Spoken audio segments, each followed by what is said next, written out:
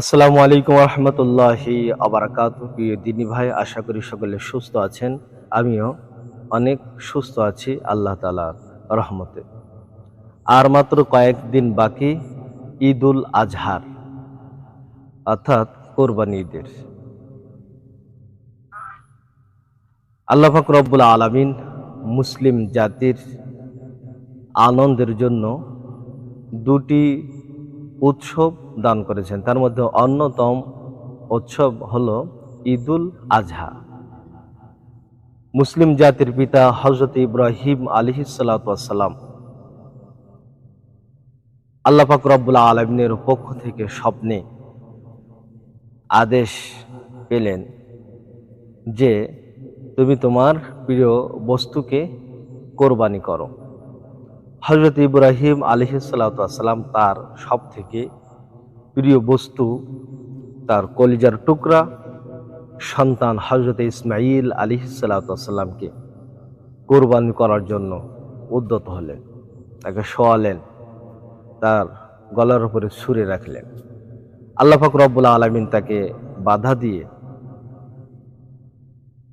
তার পুত্র ইসমাঈল আলাইহিস সালামের স্থানে পশু রেখে দিলেন। জান্নাত থেকে দুম্বা রেখে দিলেন। হযরতে ইব্রাহিম আলাইহিস সালাতু ওয়াস সালাম দুম্বাকে জবাই করলেন। সেই থেকে নিয়ে সমগ্র মুসলিম জাতি এই ঈদুল আজহার তথা ত্যাগের উৎসবটি পালন করে আছে।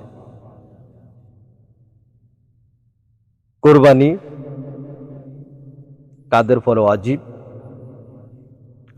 10 জিলহজ থেকে নিয়ে 12 জিলহজের সূর্য অস্তের আগ পর্যন্ত যে সকল ব্যক্তি 7.5 ভরি সোনা বা 52.5 ভরি রূপা অথবা সমমূল্যের সম্পদের মালিক হবেন, তাদের উপরে কোরবানি করা ওয়াজিব।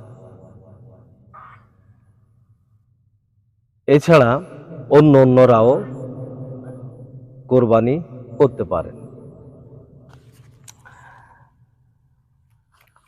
কোরবানি যে সকল পশু দিয়ে করা জায়েজ আছে সে সকল পশু হলো উট, মহিষ, গরু, ছাগল, ভেড়া, দুম্বা। গৃহপালিত 4 পা বিশিষ্ট যে সকল হালাল প্রাণী আছে এ সকল প্রাণী দ্বারা কোরবানি করা জায়েজ আছে। বন্য হরিণ, বন্য গরু ইত্যাদি বন্য প্রাণী দিয়ে যেগুলো হালাল থাকার পরেও তা দিয়ে কোরবানি করা জায়েজ নেই। কোরবানি গরু, মহিষ ও উটের ক্ষেত্রে 7 জন সর্বোচ্চ শরীক হয়ে কোরবানি দিতে পারে। 6 জন, 5 জন, 4 জন, 3 জন, 2 জন নিয়ে যদি কোরবানি দেয় তো এটাও জায়েজ আছে, এটাও দেওয়া যাবে। এখন পশুর বয়সসীমা হিসাবে উটের ক্ষেত্রে সর্বনিম্ন 5 বছর বয়স হতে হবে, গরু মহিষের ক্ষেত্রে সর্বনিম্ন 2 বছর বয়স হতে হবে, আর ছাগল, ভেড়া, দুম্বার ক্ষেত্রে 1 বছর বয়স হতে হবে। তবে ছাগল, ভেড়া, দুম্বার ক্ষেত্রে একটু শিথিলতা আছে। যদি কোনো ছাগল, দুম্বা বা ভেড়া 7 মাস, 8 মাস, 6 মাস এমন বয়স, কিন্তু তাদের 1 বছর বেশি বয়স্ক ভেড়ার মতো কিংবা ছাগলের মতো কি দুম্বার মতো দেখা যায়, তাহলে এই সকল ছাগল, ভেড়া, দুম্বাদেরকেও কোরবানি করা জায়েজ আছে। এখন কোরবানির কিছু মাসআলা আমরা শুনছি, যেমন কোরবানি করার উদ্দেশ্যে কোনো পশু ক্রয় করা হলো, এই পশুটা যদি মারা যায় কিংবা চুরি হয়ে যায় কিংবা হারিয়ে যায়, পাওয়া যাচ্ছে না, তো ধনীর ব্যক্তির ক্ষেত্রে, মানে যাদের উপর কোরবানি দেওয়া ওয়াজিব এমন ব্যক্তি ক্ষেত্রে দ্বিতীয় আর একটা পশু ক্রয় করতে হবে।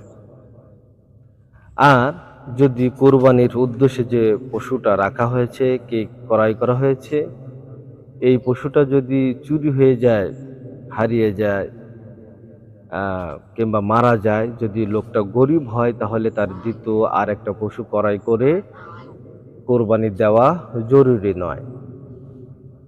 ধনীর ক্ষেত্রে যদি হারানো পশুটা যদি আবার ফিরে পায় তাহলে সে একটা পশু জবাই করলেই তার কোরবানি হয়ে যাবে। গরিবের ক্ষেত্রে যদি সে আরো আরেকটা পশু ক্রয় করে আর হারানো পশুটা যদি পাওয়া যায় তাহলে গরিবের ক্ষেত্রে দুইটাই পশুই কোরবানি করতে হবে।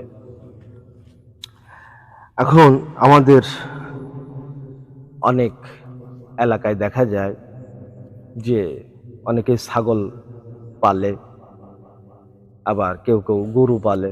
তো তারা অনেক সময় এরকম নিয়াত করে যে এই ছাগলটাকে আমরা কোরবানি দেব, কি এই গরুটাকে কোরবানি দেব। এই ক্ষেত্রে যদি সাধারণ কোরবানির উদ্দেশ্য থাকে তাহলে সেটাকে ওয়াদা হিসেবে সাব্যস্ত হবে, এটা মান্যত হিসাবে সাব্যস্ত হবে না। আর এই পশুর গোশত কোরবানির ন্যায় বন্টন হবে এবং ব্যবহার করা যাবে। আর যদি কেউ মান্যতের উদ্দেশ্যে যদি কোরবানির নিয়াত করে, যেমন এই রোগ থেকে মুক্তি যদি আমি পাই তাহলে আমি আমার এই গরুটাকে কোরবানি করব, কি ছাগলটাকে কোরবানি দিয়ে দিব, কিংবা আমার এই পশুটা যদি বেঁচে থাকে তাহলে এর কোরবানি দেব। এরকম অনেকেই মান্যত করে থাকে। তো যদি মান্যতের উদ্দেশ্য থাকে কোরবানির ক্ষেত্রে তাহলে যদি ধনী হয় তাহলে তার আর একটা পশু কোরবানি করতে হবে, তার ওয়াজিব পশুটা কোরবানি করতে হবে। আর এই পশুর গোশত পুরোটা সদকা করে দিতে হবে, তথা মান্যতের পশুর গোশত পুরাটাই সদকা করে দিতে হবে। যে মান্যত করেছে সে খেতে পারবে না, তার অধস্তন যত রক্ত সম্পর্কীয় মানে তার ছেলে মেয়ে নাতি পোতা যারা আছে এরাও এটা খেতে পারবে না, এবং তার উপরে তার মা, তার বাপ, তার দাদা দাদি এরকম যত উপরে আছে এই সকল আত্মীয়রাও এটা খেতে পারবে না। এরপরে যারা এই ওয়াদা করে যে আমার এই ছাগলটাকে আমি কোরবানি করব কিংবা গরুটাকে কোরবানি করব, এই ক্ষেত্রে এই কোরবানির পশুতে অন্য কোনো শরিক নেওয়া যাবে না, এমনকি এই পশুতে আকিকাও করা যাবে না। এইটা মাসআলায় এসেছে। আমাদের এই ঈদুল আজহা উপলক্ষে আরো একটা আমল আছে, তাকবীরে তাশরিক। আজ আমি ভিডিও করছি 2024 সালের আজ 14 জুন শুক্রবার, আসছে আগামী রবিবার তথা 16 জুন রবিবার ফজরের নামাজের সালাম ফিরানোর পর থেকে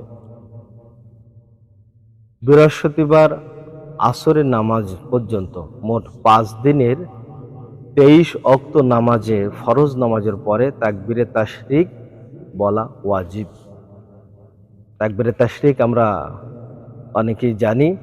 তাকবীরে তাশরিক হলো আল্লাহু আকবার, আল্লাহু আকবার, লা ইলাহা ইল্লাল্লাহু, আল্লাহু আকবার, আল্লাহু আকবার, ওয়ালিল্লাহিল হামদ। ফরজ নামাজের সালাম ফেরানোর পরে এই তাকবীরে তাশরিক একবার উচ্চ স্বরে বলতে হবে। মহিলারা যখন নামাজ শেষ করবে তখন তারা নিম্ন স্বরে বলবে।